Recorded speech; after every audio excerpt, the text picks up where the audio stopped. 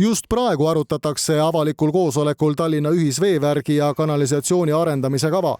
Linn on hädas olnud üleujutustega tugevate vihmade puhul.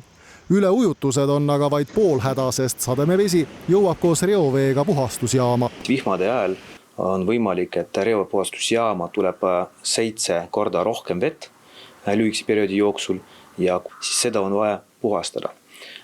Tallinna reopuhasti on kaasaegne puhasti, mis koosneb siis 3 osast: mehaaniline puhastus, keemiline puhastus ja bioloogiline puhastus. Ja bioloogiline puhastus näeb ette, et seal pidevalt jookseb vesi, mida on vaja puhastada, ehk siis mis sisaldab aineid, neid söövad bakterid. Kuna igal päeval ei ole võimalik tagada reopuhastusjaamas nii suure voolu hulka, siis ei ole võimalik ka töös hoida need bioloogilised puhastid. Keskkonnasõbralike lahenduste hulka kuuluvad ka tiigid, immutusväljakud ja avatud kanalid. Mida vähem jõuab sademevett reovee puhastusjaama, seda parem on Läänemere keskkond.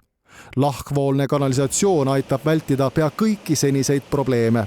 Täna Tallinna Vesi ja teised veeettevõtted Tallinna linnas teevad koostööd Tallinna linnaga selleks, et arendada Tallinna linnas lahkvoolset kanalisatsioonisüsteemi.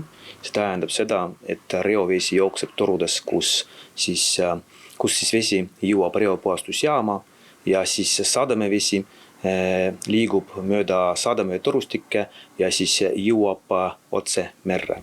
Arendamise kava näeb ette veevärgi ja kanalisatsiooni võrkude suuremat uuendamist. Selle käigus rajatakse liitumispunkte ka kinnistutele, kus neid varem ei olnud. Arengukava vaadatakse üle vähemalt kord 4 aasta tagant ja vajaduse korral seda täpsustatakse.